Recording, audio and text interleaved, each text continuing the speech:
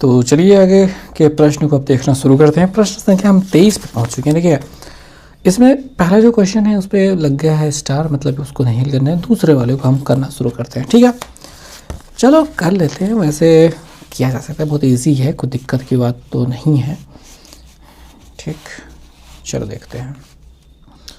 वैसे मुझे लगता है ये दूसरा वाला प्रश्न भी उतना लायक नहीं है, क्योंकि वही बात हो जाती है। कई कुछ बार ये लगता है कि यह प्रयोग में आएगा, नहीं आएगा। ठीक है, चलो एक बार को 23 नंबर के पहला वाला हिस्सा देख ही लो एक बार को।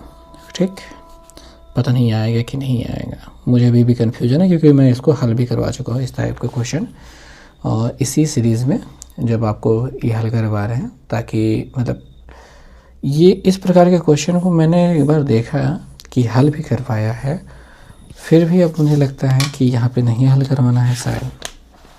मैं आपको बता दूं कि जो ये वाला प्रश्न है जिस पे स्टार नहीं लगा था, उस पे भी तो हमने माना है और हल किया है, और इस पे भी वही करना है। तो थोड़ी सी समस्या मुझे लग रही है। खैर आप सीख लीजिए, आए ना आए वो तो देखा जाएगा। तो 5(1/(y-2) बराबर 7/4 है। दूसरा वाला जो है वो 6/(x-1) और -2/(y-2) बराबर 1/2 है। इसमें जो ये x-1 दिखाई दे रहा है उसी को हमको मानना होता है। 1/(x-1) बराबर हम a मानेंगे और 1/(y-2) बराबर हम b मानेंगे। उसके बाद ये जो हो जाएगा वो 5a बन जाएगा, और यहाँ पे ये b, क्योंकि वहाँ पे कोई गिनती है नहीं, मतलब 1 से गुणा करके b ही रहेगा, बराबर 7/4 ऐसे दिखाई देगा। अगर हम 4 से इधर गुणा करा दें तो 4×5 20a प्लस 4×1 4b, दोनों में गुणा होगा बराबर 7। ऐसे समीकरण नंबर 1 प्राप्त हो जाएगा। ठीक, इसमें अपना 6a माइनस यहाँ पे 2 है, तो 2b बराबर 1/2 हो जाएगा। इस 2 से इधर गुणा करा देते हैं, 2×6=12 हो जाएगा। a माइनस 2 2 नहीं है 4, b बराबर 1 दिखाई देगा। समीकरण नंबर 2 हो जाएगा। अब समीकरण नंबर 1 और 2 में देखोगे तो 4b बराबर दिखाई दे रहा है, और प्लस में माइनस में दिखाई दे रहा है। तो इन दोनों समीकरणों को अगर जोड़ देते हैं तब ये कट जाएंगे आसानी से, कि समीकरण 1 व 2 को जोड़ने पर तो 20a प्लस 4b है बराबर 7 है, और यहाँ पे 12a माइनस 4b बराबर 1 है। तो जब जोड़ रहे हैं तो ये कट जाएंगे, और 20 और 12 जोड़ करके 32, a बराबर 8 और a बराबर 8/32। तो 8 × 8 8 × 32, a बराबर आपको 1/4 मिल जाएगा। ठीक है, काफ़ी हो गया। अब a का मान हम रख देते हैं समीकरण नंबर 1 में, रख दें कि 2 में रख दें? 2 में रखो, ज़्यादा आसान रहेगा। तो a का मान समीकरण 2 में रखने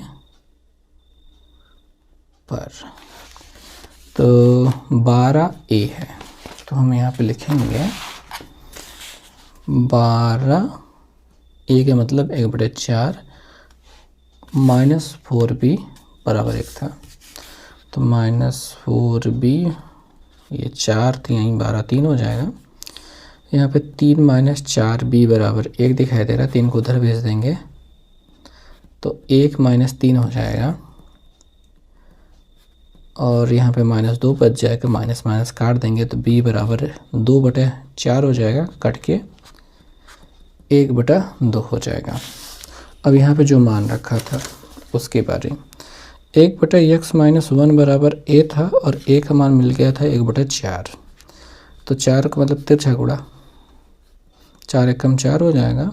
इसका इधर गुणा कराएंगे तो x-1, x बराबर हो जाएगा 4 + 1 बराबर 5, और 1/2 y-2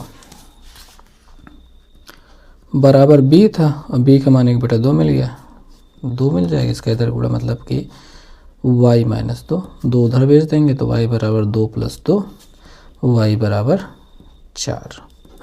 ठीक, तो आसान प्रश्न है, कुछ बड़ी बात नहीं है। अच्छा, इसको मैंने क्यों बताया, क्योंकि इसका जो जिस पे स्टार इन्होंने नहीं लगाया है, ये भी तो इसी टाइप का क्वेश्चन है। ठीक, चलो हल करके दिखाते हैं। ठीक है, हल तो करना ही पड़ेगा। चलो देखा, 23 नंबर क्वेश्चन है।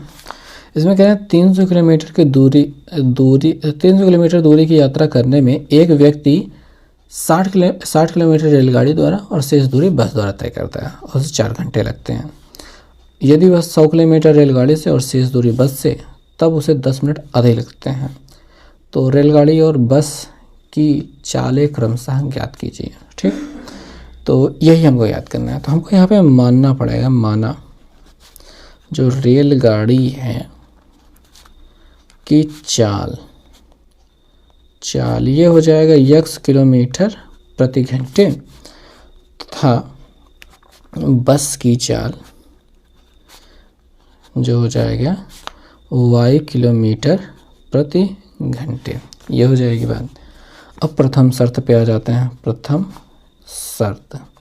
प्रथम शर्त ये कहती है कि भैया देखो 300 किलोमीटर दूरी है, कुल दूरी है आपकी 300 किलोमीटर।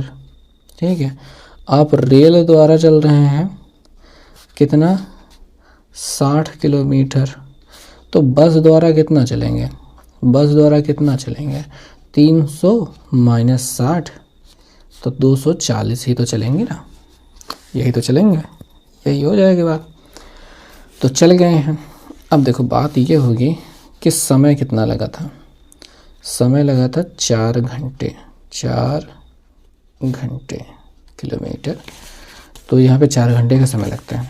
तो समय बराबर होता है दूरी बटे चाल। रेलगाड़ी द्वारा चली गई दूरी 60 और चाल रेलगाड़ी की कितनी x, प्लस बस द्वारा चली गई दूरी 240 और बस की चाल y। ये दूरी बटे चाल जो है वो समय है, दूरी बटे चाल जो है वो समय है। ये दोनों समय जोड़ करके कितने घंटे के बराबर, 4 घंटे के बराबर होंगे। ठीक, ये हो गया एक अपना समीकरण से बन गया है। अब इसको भी थोड़ा सा अभी हल करना बाकी है। अच्छा, 4 से सभी कट रहे हैं, काट जाएंगे ना, 4 से भाग कर देते हैं।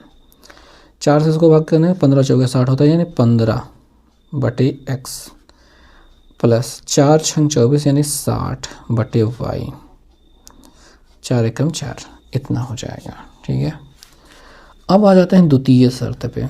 द्वितीय शर्त, तो कुल दूरी जो है वो 300 किलोमीटर ही रहेगी। रेलगाड़ी द्वारा कितना चल रहे हैं वो देखना है। तो इन्होंने कहा कि 100 किलोमीटर रेलगाड़ी द्वारा जाएंगे और बस द्वारा शेष।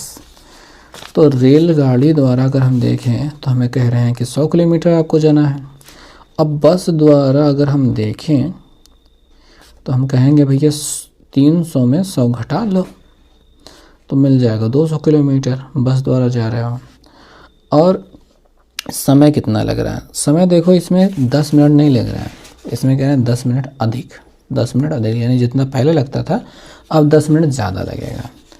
तो पहले 4 घंटा लगता था, अब 4 घंटा प्लस 10 मिनट। अब 10 मिनट को थोड़ा बदल दो। अच्छा, लिख लेते हैं, पहले तो लिख लेते हैं 4 घंटा 10 मिनट, पहले ऐसा लिख लेते हैं। ठीक, अभी 4 घंटा 10 मिनट को थोड़ा सा बदल देते हैं। कैसे बदलेंगे, जो हमारा समय है वो 4 + 10/60 हो जाएगा, क्योंकि 1 घंटे में कितने मिनट, 60 मिनट, इसी वजह से 10 से 60 से भाग किया। ठीक, और 6 × 24 = 25, 25/6 घंटे का समय लगेगा। अब वही शर्त के हिसाब से आ जाते हैं। रेल देखो, जैसे कि यहाँ पे दूरी बटा समय किया था दूरी बटे चाल किया था, वैसे यहाँ पे भी दूरी बटे चाल करनी है। रेलगाड़ी द्वारा 100 चल रहा है, इसकी चाल x है, तो 100 बटा x प्लस, अब बस द्वारा 200 चल रहा था, इसकी चाल होगी y बराबर टोटल समय कितना 25 बटा 6। ठीक, ये 25 से भाग हो रहा है ऊपर वाला, तो 25 से भाग कर दो, 25 से भाग कर दो।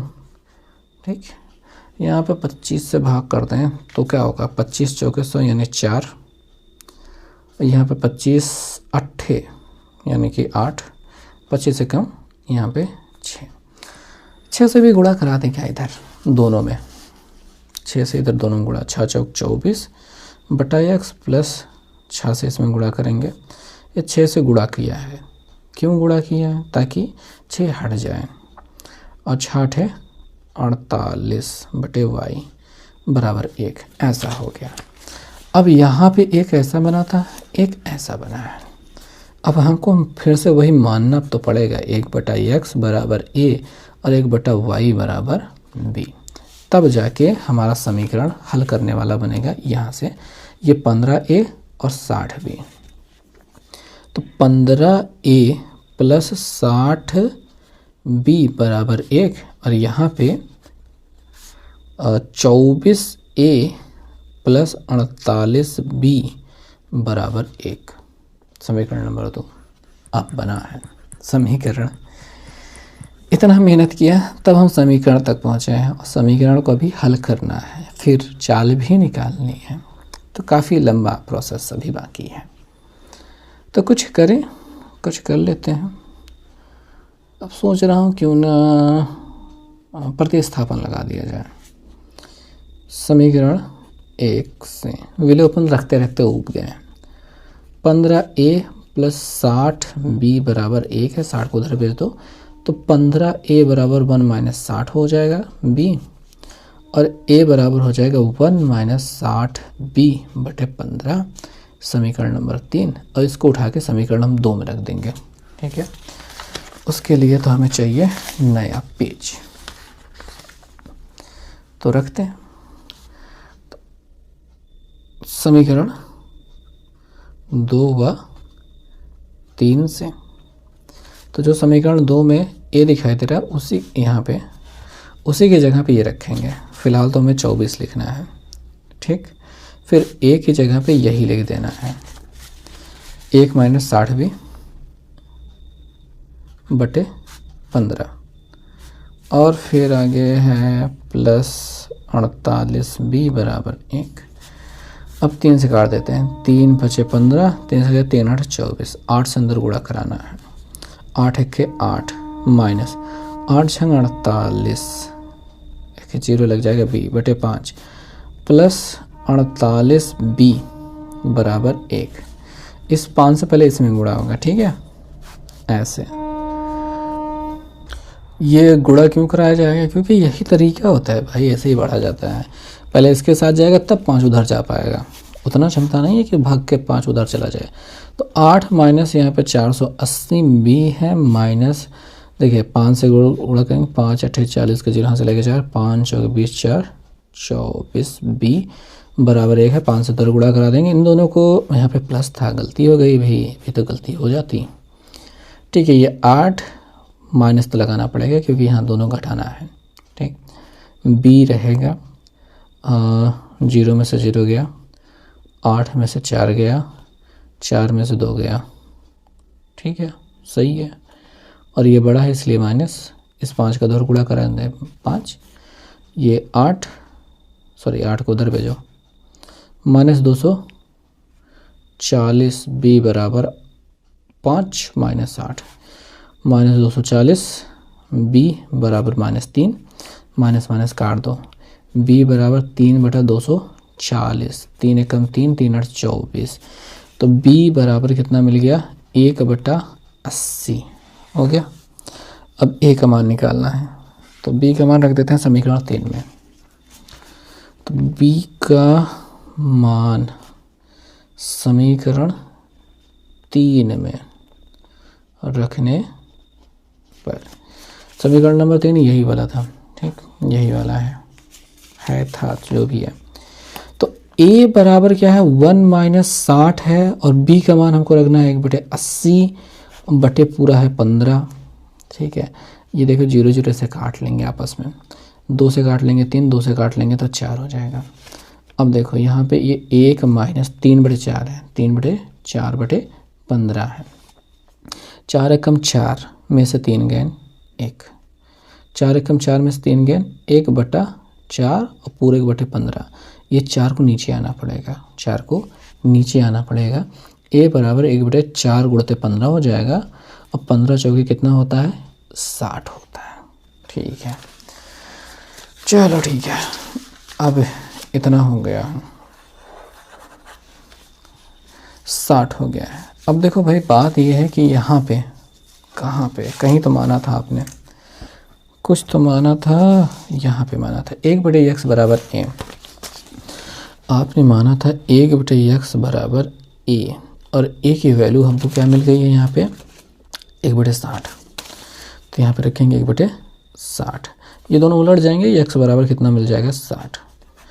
और 1/y बराबर आपने माना था b, और b की वैल्यू कितनी मिली है यहाँ पे कहीं पे मिली तो थी यार 80, 1/80। तो यहीं पे लिख देंगे 1/80, उलट जाएगा तो y बराबर 80 हो जाएगा। ये हो गई बात।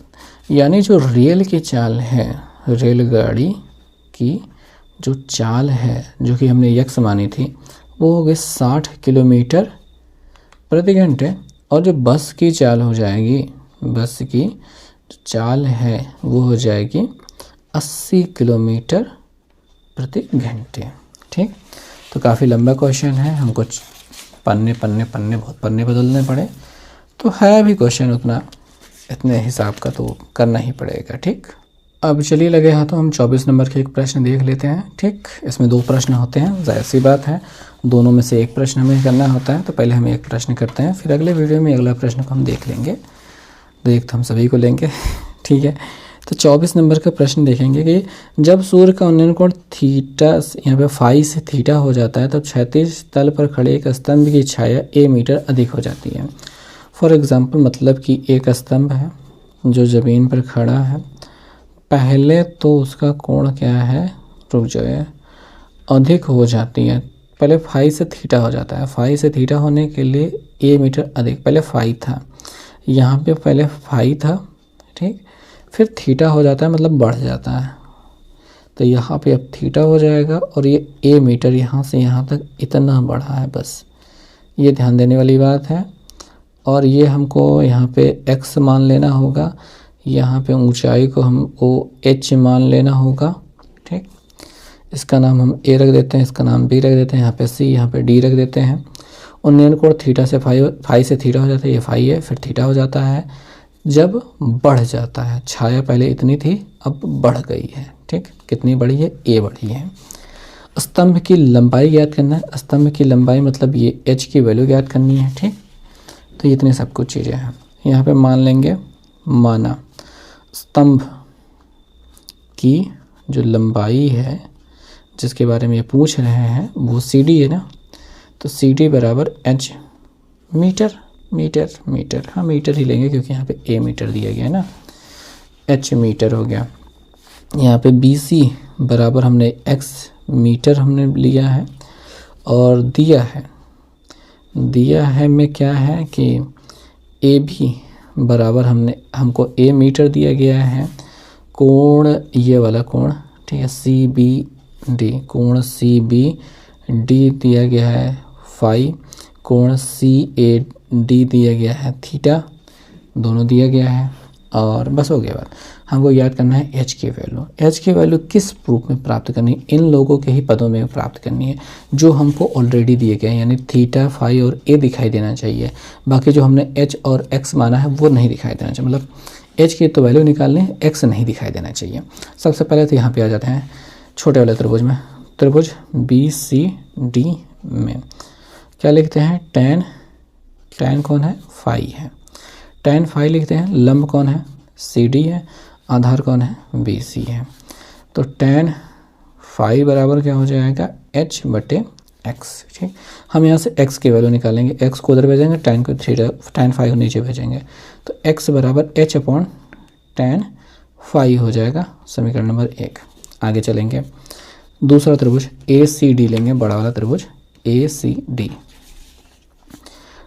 त्रिभुज ACD में लिखेंगे tan, यहाँ पे थीटा था ना, tan थीटा। लंब कौन होगा CD, आधार कौन होगा AC। लंब कौन होगा CD, आधार कौन होगा AC। तो tan थीटा बराबर CD कौन है H है और AC कौन है A प्लस एक्स है। CD कौन है H है, ये A प्लस एक्स है। ठीक, अब x की वैल्यू जो हमको यहाँ पे मिली थी वही यहाँ पे रख देनी है। चलिए देखते हैं कैसे रखेंगे हम लोग। तो सबसे पहले तो हम tan थीटा रखते हैं, यहाँ पे h रखते हैं, यहाँ पे a रखते हैं और यहाँ पे x था, x की जगह पे ये रख देंगे h अपॉन tan फाई।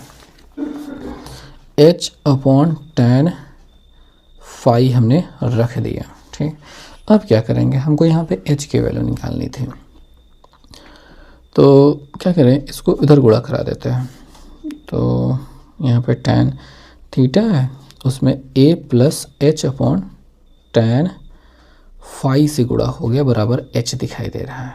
ठीक, tan थीटा से अंदर गुणा करा देते हैं। इसमें जब गुणा कराएंगे तो a tan थीटा दिखाई देगा, प्लस इसमें गुणा कराएंगे तो h tan थीटा बटे tan फाई दिखाई देगा बराबर h दिखाई देगा।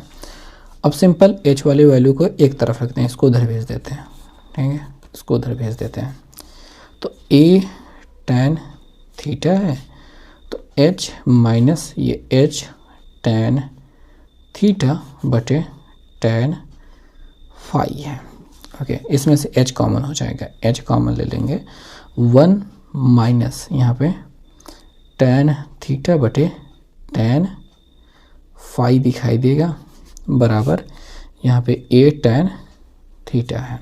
ओके, तो इसमें थोड़ा सा सिंपल सा सिंप्लीफिकेशन कर लेंगे, नीचे का गुणा तिरछा गुणा। ठीक, तो ये a tan थीटा रहने देते हैं, यहाँ पे h रहने देते हैं, इसका इधर गुणा हो जाएगा, तो हो जाएगा tan phi minus tan theta बटे tan फाई। ठीक, नीचे वाली ऊपर गुणा करेगी, ऊपर वाली नीचे गुणा करेगी, तो h बराबर हो जाएगा यहाँ पे a tan theta tan phi. ठीक है, बटे ये दोनों नीचे आ जाएंगे, कैसे, tan phi minus tan theta. ठीक, तो इसी रूप में ये आ जाएंगे। तो h की वैल्यू यही मिल गई है, a tan theta tan phi बटे tan phi minus tan theta. अब देखो भाई, ये तो प्रूफ करने के लिए एक बार आया था, इस वजह से मुझे ये याद है, ऐसा करवा दिया हमने। और इस प्रश्न में आपको जैसा भी समझ में आए वैसे आप निकाल सकते हैं, क्योंकि यहाँ पे सिद्ध नहीं करना है, बस ज्ञात करना है, तो ज्ञात हम ऐसे कर सकते हैं। ये हो चुका है। अब मैं इतनी बातें बड़े बड़े क्यों कर रहा हूँ, क्योंकि यहाँ पे स्तंभ की लंबाई को कॉट के फॉर्म में दिया गया है। ठीक, अब चूँकि कॉट के फॉर्म में दिया गया तो इसको कॉट के फॉर्म में भी चेंज किया जा सकता है। तो चेंज किया जा सकता है, क्या मतलब है, इसको सॉल्व वैसे भी किया जा सकता था। अब यहाँ पे कहाँ पे हम कॉट के फॉर्म में चेंज करना शुरू करते हैं, तो मान लीजिए हम यहीं से कॉट के फॉर्म में लेके चलते हैं। कॉट के फॉर्म में हम क्यों ले चल रहे हैं, क्योंकि हमें जब प्रूव करने के लिए दिया जाएगा तो हमें कॉट के फॉर्म में ही प्रूव करना होगा। बाकी अगर प्रूव करने के लिए नहीं दिया जा रहा है तो आप कैसे भी सिद्ध कर मतलब हल करें, आपके लिए सब सही रहेगा। तो tan थीटा है, ठीक, tan थीटा बराबर यहाँ पे 1 कॉट थीटा हो सकता है, क्योंकि tan थीटा बराबर 1 कॉट थीटा होता ही है। यहाँ पे h, यहाँ पे a प्लस h है। अब यहाँ पे tan फाई है, ये जो 1/tan फाई जो होता है वो कॉट फाई के बराबर होता है, तो यहाँ पे कॉट फाई आ गया, यानी कॉट के रूप में हो गया। इसका इधर गुणा कराएंगे, इसका उधर गुणा कराएंगे, यहाँ पे h है, इसका इधर गुणा करा दिया, तो a plus h cot phi हो गया। इसका इधर गुणा करा दिया तो h यहाँ पे कॉट थीटा हो गया। ओके, सिंपल, इसको उधर भेज देते हैं क्योंकि h वाले एक तरफ रहने चाहिए। तो a बराबर यहाँ पे h cot theta minus h cot phi हो जाएगा, इसमें से h कॉमन हो जाएगा, तो cot theta minus cot phi हो जाएगा बराबर a है। इसको नीचे भेज देंगे तो h बराबर a बटे cot theta minus cot phi के रूप में दिखाई देगा। तो एच की वैल्यू जो हमको चाहिए थी यहाँ पे देखेंगे ए बटे cot theta minus cot phi, वही तो दिखाई दे रही है यहाँ पे, ए बटे cot theta minus cot phi. ये तो उससे भी इजी था जो हमने प्रूफ किया है यहाँ पे, उससे इजी है ये, कॉट के रूप में चेंज करना इजी है। तो मतलब ऐसा कर सकते हो आप, ठीक।